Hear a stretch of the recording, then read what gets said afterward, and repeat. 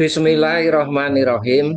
Assalamualaikum warahmatullahi wabarakatuh.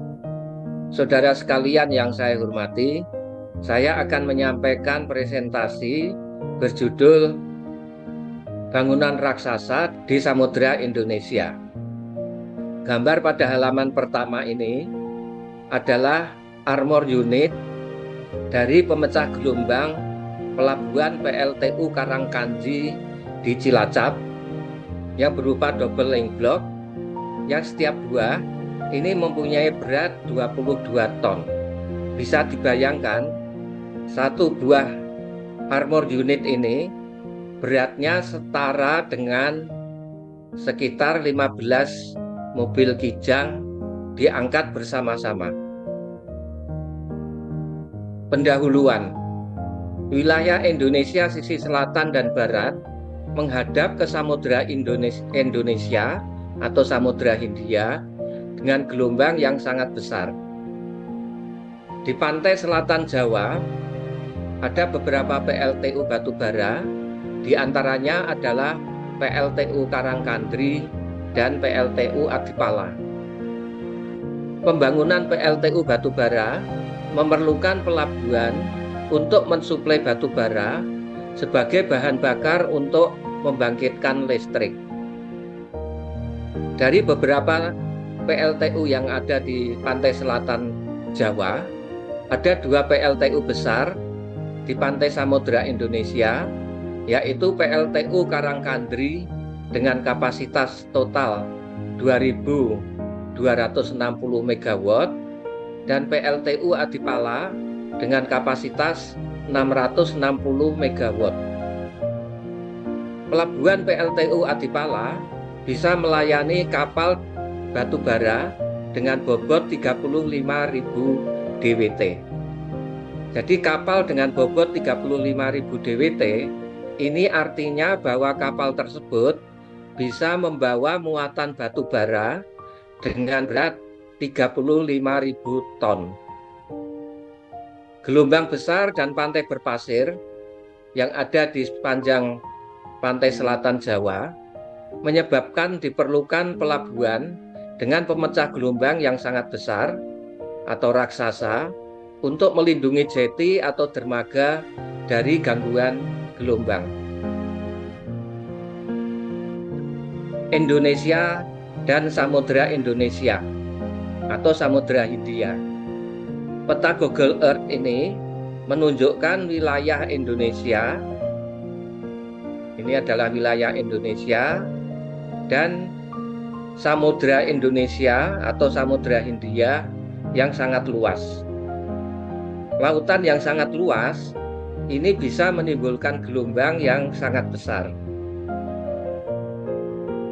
Gambar berikut memperjelas posisi Indonesia dan Samudra Indonesia, terutama Pulau Jawa, Bali, Nusa Tenggara Barat, Nusa Tenggara Timur, dan juga Sumatera yang berhadapan langsung dengan Samudra Indonesia. Samudra Indonesia yang sangat luas ini menimbulkan gelombang yang sangat besar. Dan kondisi pantai di sepanjang ini sebagian berpasir dan sebagiannya lagi berkarang. Saudara sekalian yang saya hormati, berikut saya jelaskan tentang kondisi gelombang di Samudra Indonesia. Gambar ini adalah mawar gelombang di Samudra Indonesia yang berasal dari US Navy. Kapal perang Amerika yang melintas di Samudra Indonesia juga melakukan pengukuran gelombang di daerah ini. Data gelombang yang tercatat dinyatakan dalam bentuk mawar gelombang dan tabel di bawah ini. Saya tidak menjelaskan secara rinci tentang mawar gelombang. Dari mawar gelombang ini dapat diketahui tinggi gelombang, persentase kejadian gelombang, dan arah datang gelombang. Terlihat bahwa gelombang dominan dari arah selatan, tenggara, dan barat daya. Tinggi gelombang dapat ditulis dalam bentuk tabel di bawah ini. Tinggi gelombang dinyatakan dalam interval tinggi gelombang, yaitu mulai dari tinggi gelombang 0 sampai 1 meter, 1 sampai 2 meter, 2 sampai 3 meter, dan lebih besar dari 3 meter. Ini adalah persentase kejadian gelombang pada arah dari utara, timur laut, timur, tenggara, selatan, barat daya, barat, dan barat laut. Misalnya gelombang dari arah selatan. Tinggi gelombang 0 sampai 1 meter, persentase kejadiannya adalah 3,02%. Kemudian 1 sampai 2 meter, persentasenya 9,89%. Kemudian 1 sampai 2 meter, persentase kejadiannya 20,27%. 2 sampai 3 meter, 7,54%, dan lebih besar dari 3 meter, 1,89%. Demikian juga untuk arah-arah yang lain, dari tenggara, barat daya, barat, dan sebagainya.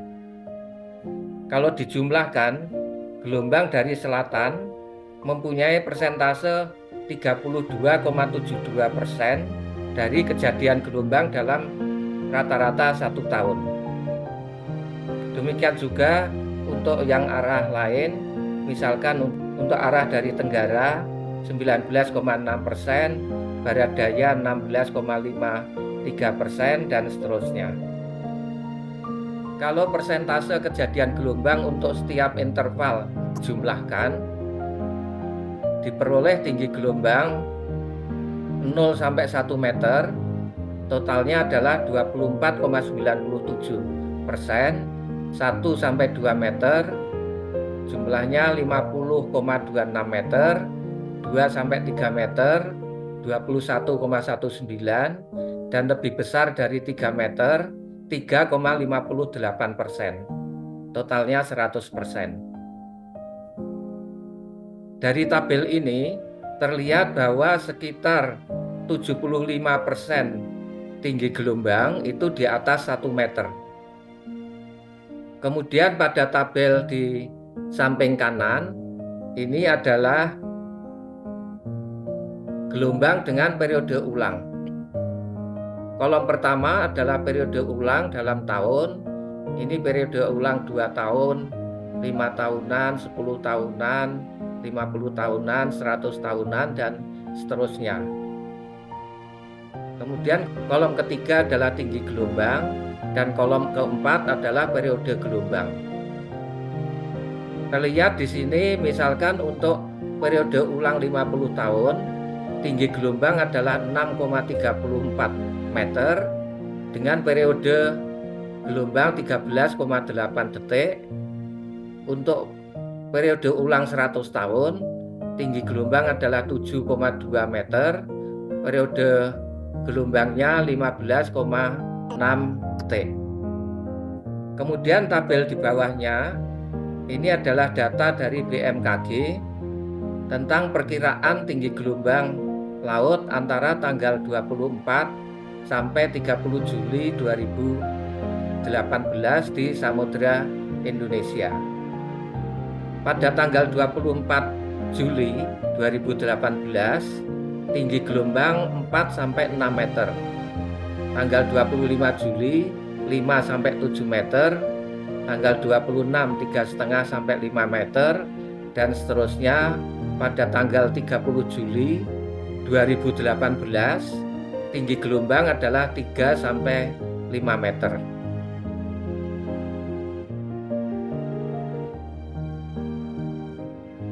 Saudara sekalian yang saya hormati, berikut saya tunjukkan beberapa foto kondisi gelombang besar di Samudra Indonesia.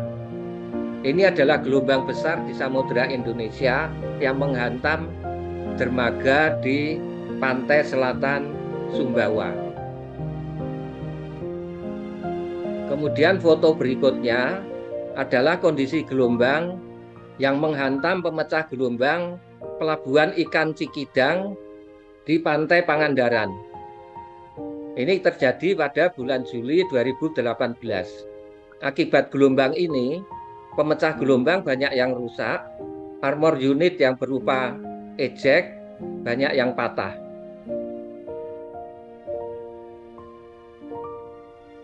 Saudara sekalian yang saya hormati, berikutnya saya tunjukkan bangunan raksasa di Samudra Indonesia, yaitu pelabuhan PLTU Karangkandri dan PLTU Adipala di Cilacap yang menghadap langsung ke Samudra Indonesia. Ini adalah PLTU Adipala dengan kapasitas 1 kali 660 MW. Dan ini adalah pelabuhan batubara untuk mensuplai batubara yang digunakan untuk membangkitkan listrik di PLTU Adipala. Ini adalah pemecah gelombang pelabuhan PLTU Adipala. Sedang di sebelah baratnya adalah PLTU Karangkandri dengan kapasitas 2 kali 300 sama dengan 600 MW dan 660 MW. Tahun 2017-2018, PLTU Karangkandri dikembangkan dengan menambah PLTU baru dengan kapasitas 1000 MW sehingga totalnya 2260 MW. Dengan pengembangan tersebut diperlukan pelabuhan baru dengan menambah panjang pemecah gelombang.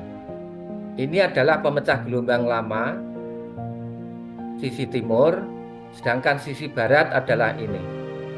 Kemudian ini adalah pemecah gelombang baru di sisi timur dengan panjang 1570 meter.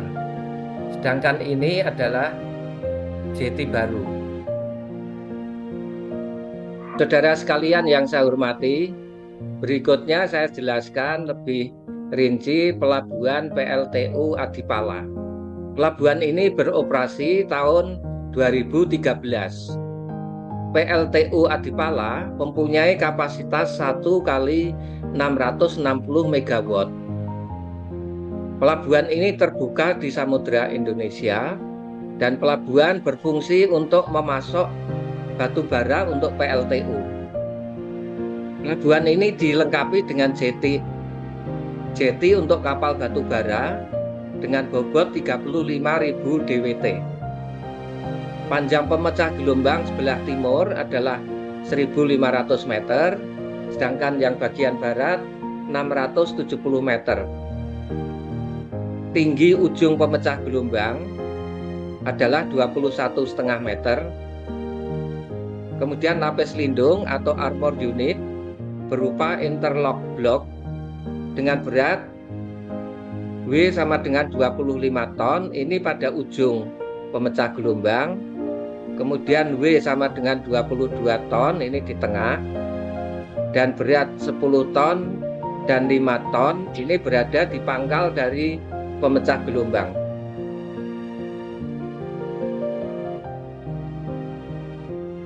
Gambar di samping adalah pelabuhan PLTU Batubara. Ini adalah jeti.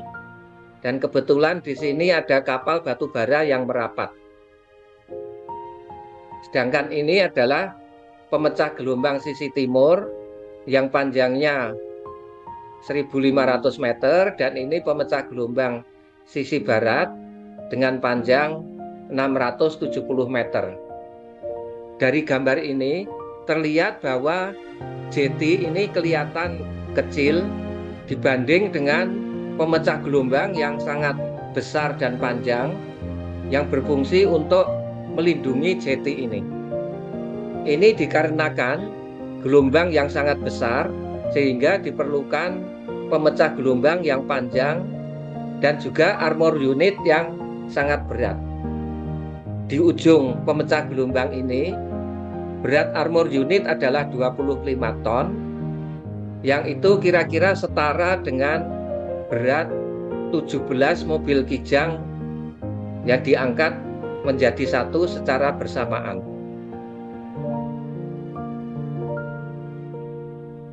Gambar berikut adalah gambar perencanaan dari pemecah gelombang pelabuhan PLTU Adipala. Jadi seperti sudah dijelaskan tadi, bagian sebelah timur ini panjangnya adalah 1.500 meter, sedangkan yang sebelah barat panjangnya adalah 650 meter.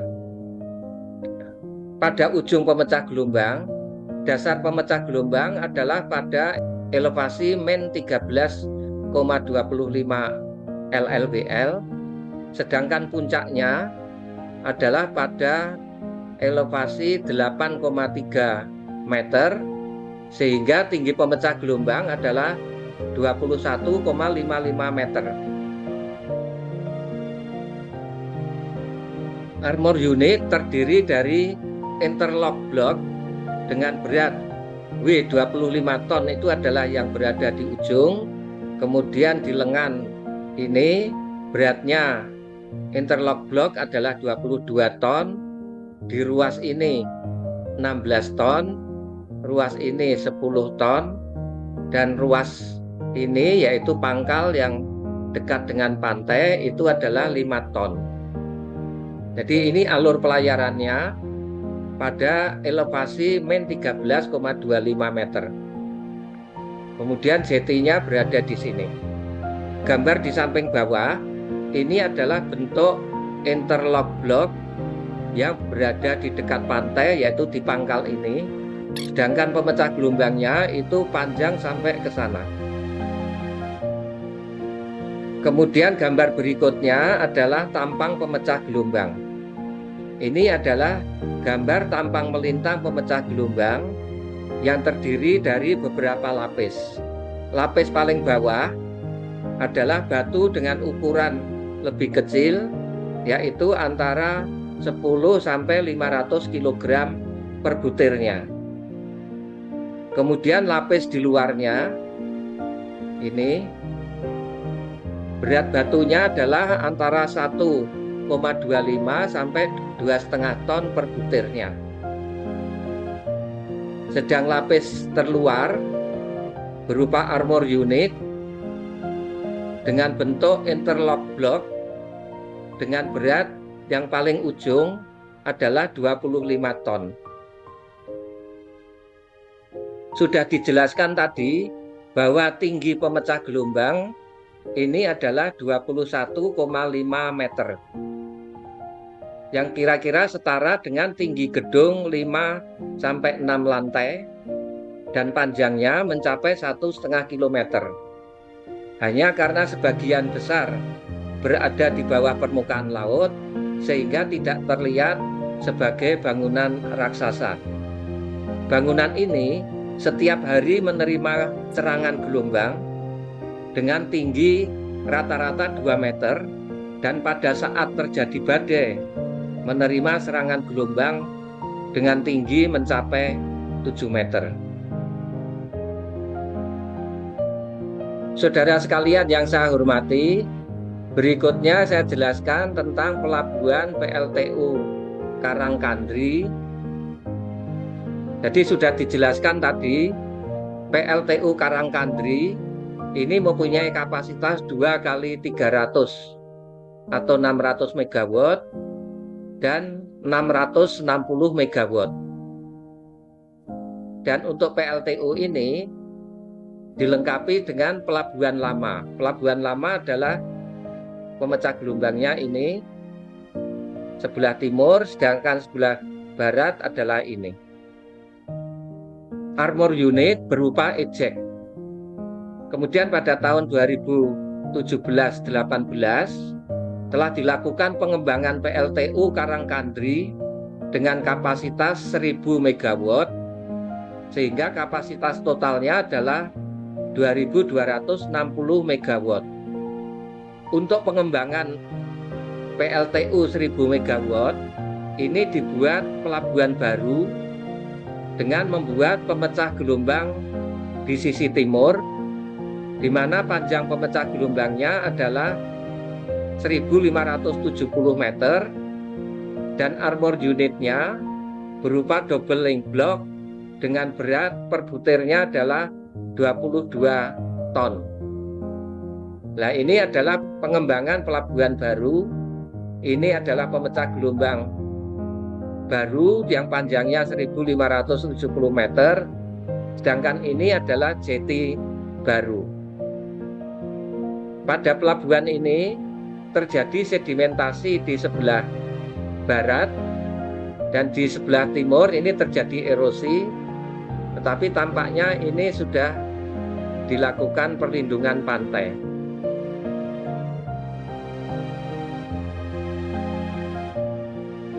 Kemudian pemecah gelombang baru PLTU Karangkandri, tadi sudah disebutkan, pemecah gelombang baru dibuat pada sisi timur, sedangkan yang barat menggunakan pemecah gelombang lama. Panjang pemecah gelombang 1.570 meter dan armor unit berupa double link block dengan berat 22 ton dan dibuat dalam satu lapis. Pada saat terjadi gelombang besar pada bulan Juli 2018, beberapa double link block yang sedang dikerjakan pelaksanaannya mengalami longsor dan ada sebagian yang retak atau pecah, dan yang rusak ini segera diganti pada waktu itu. Saya berkesempatan meninjau pemecah gelombang tersebut. Nah, ini adalah pemecah gelombang baru yang sedang dalam pelaksanaan pekerjaan. Pada sisi kiri dan kanan ini terdapat lapis lindung berupa double link block yang kalau kita perbesar, kita lihat di sini, ini double link block yang beratnya 22 ton dan ujungnya itu sampai sini. Double link block ini terdiri dari 6 kaki yang dirangkai menjadi satu, dan penempatannya itu diatur sedemikian sehingga kaki-kaki dari double link block ini saling mengkait. Jadi ini penempatannya seperti ini. Misalkan ya, pada double link block ini ditimpa oleh double link block yang ada di sebelahnya. Demikian juga DBL ini ditimpa oleh DBL yang lainnya, sehingga ketika terjadi gelombang besar dan double link block ini akan mengguling, dia ditahan oleh double link block yang ada di sampingnya. Sedemikian sehingga double link block mempunyai stabilitas yang tinggi. Saya juga sempat meninjau lokasi pembuatan double link block ini. Jadi ini adalah tempat pembuatan pengecoran double link block. Ini kelihatan ya, orang yang bekerja itu setinggi ini. Sehingga ini double link block ini kira-kira tingginya mungkin 3 meter atau lebih. Ini adalah truk molen yang untuk mengecor beton. Sedangkan ini adalah pada proses pengeringan di lokasi pembuatan double link block, dan ini adalah double link block yang sudah selesai dan disusun di lapangan penyimpanan. Kita lihat ini double link block ini terdiri dari 6 kaki ya, ini kaki 1, 2, 3, kemudian dirangkai dengan 3 kaki yang ada di bawahnya yang arahnya melintang dengan 3 kaki yang lainnya. Seperti terlihat di sini. Ini adalah kaki 1, 2, 3. Kemudian ini dirangkai dengan 3 kaki lainnya, yaitu 1, 2, dan 3. Nah, ini tampak lebih jelas ya. Ini kaki 1, 2, 3, kemudian dijadikan satu dengan kaki yang lain, yaitu 1, 2, 3, sehingga totalnya ada 6 kaki. Dan ketika menyusun nanti kaki-kaki ini saling menimpa gitu, sehingga terjadi kaitan yang menyebabkan stabilitasnya itu tinggi. Kemudian gambar berikutnya adalah gelombang besar saat pelaksanaan pekerjaan.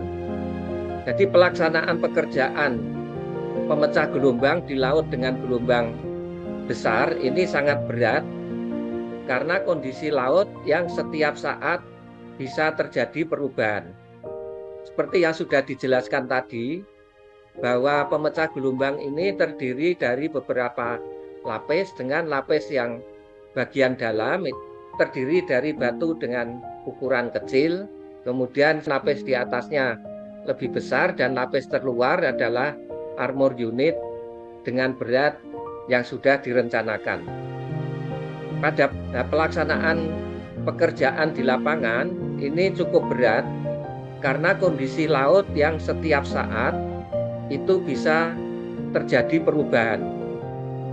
Seperti terlihat pada foto-foto berikut ini, ketika pekerjaan sedang menimbun batu-batu dengan ukuran kecil atau lapis luar yang berupa armor unit belum terpasang, tiba-tiba terjadi gelombang besar sehingga pemecah gelombang yang belum sempurna bisa hancur berantakan. Gambar di samping ini adalah gelombang besar yang menghantam bangunan yang belum selesai dan juga kren dan peralatan berat lainnya. Gambar di bawahnya ini adalah peralatan berat yang terkena serangan gelombang besar. Dan kelihatan di sini para pekerja ini harus berlindung dari hantaman gelombang. Setelah badai reda, kelihatan di sini tumpuan batu yang berantakan. Beberapa armor unit patah dan tercerai-berai. Kami sempat diskusi dengan kontraktor pembangunan. Dengan adanya peristiwa seperti ini, usaha selanjutnya pada saat penumpuan batu dengan ukuran kecil, batu-batu tersebut diwadahi dalam kontainer dan baru kemudian ditimbun sebagai lapis bagian dalam. Saudara sekalian yang saya hormati, saya kira ini yang bisa kami sampaikan. Semoga bisa memberikan manfaat. Sebelum mengakhiri presentasi ini, mohon jangan lupa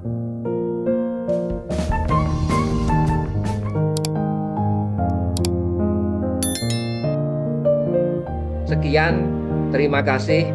Wassalamualaikum warahmatullahi wabarakatuh.